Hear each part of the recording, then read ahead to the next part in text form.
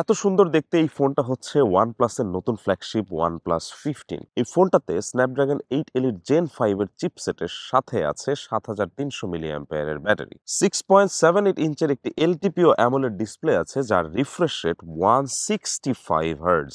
দুইটা RAM variant এই ফোনটাকে অ্যাভেলেবল পাওয়া যায়। এখানে 12 জিবি এবং 16 জিবির LPDDR5X র্যাম ব্যবহার করা হয়েছে। স্টোরেজ নিয়েও ঝামেলা নাই, UFS 4.1 এ 256 জিবি এবং 512 জিবি ভ্যারিয়েন্ট পাওয়া যাচ্ছে এই ফোনটির। রেয়ারে 3টি ট্রিপল ক্যামেরা সেন্সর আছে 50 মেগাপিক্সেলের, যার মেইন ক্যামেরা সেন্সরটি হচ্ছে সনি IMX906, আর টেলিফোটো ক্যামেরা সেন্সরটা কিন্তু অপটিক্যাল ইমেজ স্টেবিলাইজেশন সাপোর্টেড, যা স্টার্ট হচ্ছে 3.5x এ। ক্যামেরার পারফরমেন্সটা ব্যক্তিগতভাবে খুব একটা ভালো লাগেনি এই ফোনটার, বিশেষ করে রেড কালার পেলে কালারগুলো খুব বেশি স্যাচুরেটেড হয়ে যাচ্ছিল, যেখানে অন্যান্য কালারগুলো কিছুটা ওয়াশড আউট মনে হয়েছে আমার কাছে। ফ্রন্টে আছে 32 মেগাপিক্সেলের একটি সনির সেন্সর, যেটা দিয়ে বেশ ডিসেন্ট লেভেলের সেলফি তোলা যাচ্ছিল। বাট এই ফোনটা সবচেয়ে বেশি এগিয়ে থাকবে হচ্ছে এর ব্যাটারি এবং পারফরমেন্সের জন্য। 7300 মিলি অ্যাম্পিয়ারের ব্যাটারি থাকায় এক চার্জ থেকে এই ফোনটাকে লম্বা সময় ব্যবহার করা যায়। অপারেটিং সিস্টেম হিসেবে OnePlus 15 এ আছে Oxygen OS 16, যা Android 16 এর উপর বেস করে তৈরি করা। ডিউরেবিলিটির দিক থেকেও এই ফোনটা কিন্তু যথেষ্ট এগিয়ে আছে।